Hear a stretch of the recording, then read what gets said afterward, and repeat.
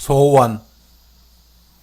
내 자신을 들여다볼 수 있는 중학생이 되었을 때부터 공부하는 것이 죽기보다 싫었고, 공부 잘 해야 한다고 말씀하시는 선생님이 싫었습니다. 공부는 못했지만 다른 친구들 앞에서 주눅이 들어 살기는 싫었습니다.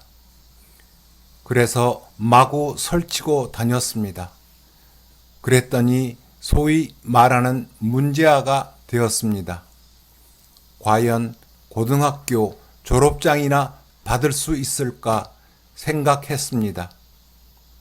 지우개로 지울 수 있다면 지우고 싶은 중고등학교 6년의 세월을 보냈습니다. 친구들이 세상에서 한 자리를 차지하고 싶어서 열심히 공부하고 노력할 때 나의 목표는 좋은 아버지, 좋은 남편이 되는 꿈을 꾸기 시작했습니다. 아버지가 되고 남편이 되기 위해서는 우선 먹고 사는 것만큼은 해결되어야 한다고 생각되었습니다. 전기 기술자가 되었고 서둘러 결혼을 했습니다.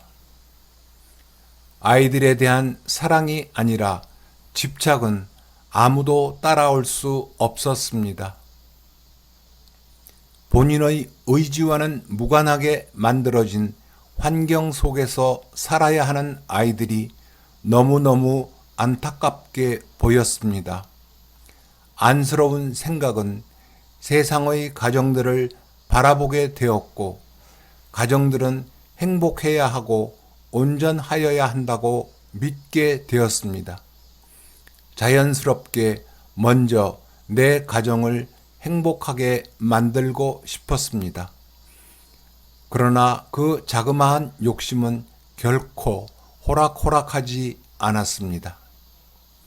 그 생각 때문이었는지 아픈 가정들, 위기를 만난 가정들을 무심코 바라볼 수가 없었습니다. 아프다는 가정의 이야기만 들으면 함께 고통스럽게 되었습니다. 잘나지도 못했고 배운 것도 없었기에 그냥 함께 이야기를 들어주며 아파하게 되었습니다. 한마음이 되어 이야기를 듣다 보면 반짝이는 열쇠가 보이곤 했습니다.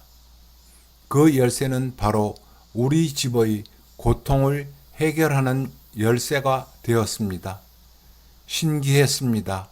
수많은 가정과 함께 하면서 수많은 열쇠를 갖게 되었습니다. 열쇠를 한 개씩 갖게 될 때마다 잘 적어 두었습니다. 또 아프면 읽어보리라는 생각 때문이었습니다. 써둔 것을 나눠주곤 했습니다. 주변에서 책을 내야 한다고 했습니다.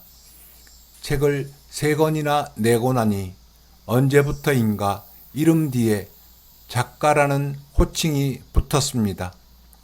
먹고 사는 것보다 아픈 가정을 먼저 들여다보게 되었습니다.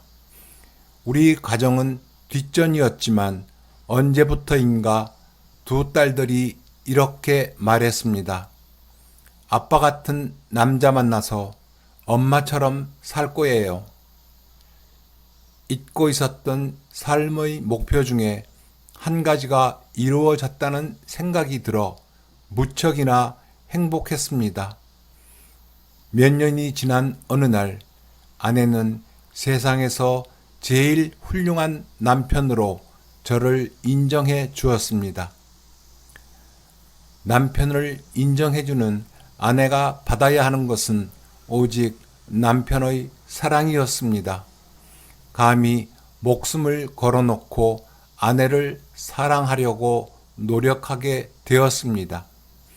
이제는 세상에서 우리 부부보다 더 행복한 부부가 있으면 나와보라고 말하곤 합니다. 우리 부부 사이에는 종이 한 장도 들어올 틈이 없을 만큼 한 마음이 되어 있다고 당당하게 말하고 다닙니다. 이제 해야 할 일은 세상에 나누어주는 것이라고 믿고 있습니다. 작가라고들 하더니 부부 상담가라는 호칭으로 부릅니다. 뿐만 아닙니다. 선생님을 그렇게 싫어했던 저를 선생님이라고 불러주시는 분들도 계십니다.